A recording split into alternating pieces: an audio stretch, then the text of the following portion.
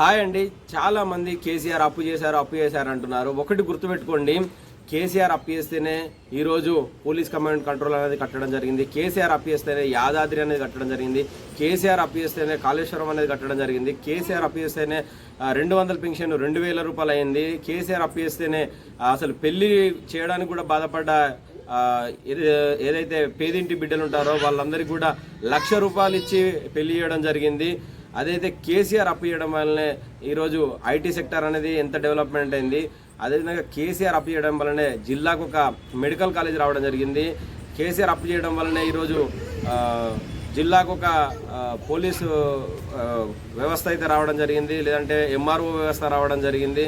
ప్రతి మండలానికి ఒక ఎంఆర్ఓ ఆఫీస్ అయితే రావడం జరిగింది. కేసీఆర్ అప్పు చేయడం వల్లనే ఒకటి కాదండి, కొన్ని లక్షలలో అభివృద్ధి సంక్షేమ ఫలాలను గ్రామాన అందించిన నాయకుడు ఎవరు ఉన్నారంటే అది కేసీఆర్ గారండి.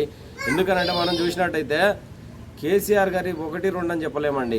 ప్రతి దాంట్లో ప్రజలు పిలుస్తున్న ప్రతి దాంట్లో కూడా కేసీఆర్ గారి అభివృద్ధి సంక్షేమ ఫలాలు ఉన్నాయండి. ఎందుకంటే ఆఖరికి హెల్త్ బాగలేక హాస్పిటల్కి వెళ్ళినా కూడా సీఎం రిలీఫ్ ఫండ్ చెక్కులు ఏదైనా కూడా అండి 1కి 100 పనులు చేసిన నాయకుడు ఎవరైనా ఉన్నారంటే అది కేసీఆర్ గారండి.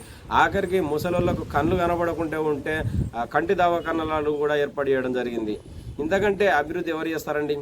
అప్పు చేశారంటే అన్నారు. ఒకటండి, కేసీఆర్ గారు అప్పు చేసి ఏమన్నా అమెరికాకు పట్టుకుపోయాడా అండి, లేదంటే వేరే లండన్ ఇతర దేశాలకైనా డబ్బులు పట్టుకుపోయాడా?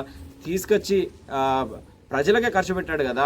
ఎందుకు ప్రజలు ఇంత పెద్ద ఎత్తున కేసీఆర్ను ఓడగొట్టారో మళ్ళొకసారి ఆలోచించుకొని ఈసారి ఏదైతే ఈ జూబ్లీహిల్స్ బై ఎలక్షన్ కానివ్వండి, ఇంకా పార్టీ మారిన 10 మంది ఎమ్మెల్యేలు కూడా బై ఎలక్షన్ రాబోతుంది. ఇప్పటికైనా ప్రజలు అర్థం చేసుకోండి. త్వరగా కేసీఆర్ని మళ్ళీ గెలిపించుకుంటేనే మంచిదని నేనైతే అనుకుంటున్నాను. ఎందుకంటే మీరు ఇప్పుడు చూసినట్టయితే రాష్ట్రంలో ఏ విధంగా విద్యార్థుల ఆత్మహత్యలు కానివ్వండి, లేకుంటే ఆటో కార్మికుల ఆత్మహత్యలు కానివ్వండి, లేకుంటే రైతుల ఆత్మహత్యలు కానివ్వండి, అనేక రకాల ఇష్యూస్ జరుగుతున్నాయి.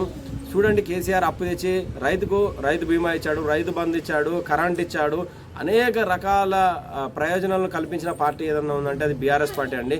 కేసీఆర్ గారు ప్రజల కోసం నిరంతరం పనిచేసిన నాయకుడు అండి.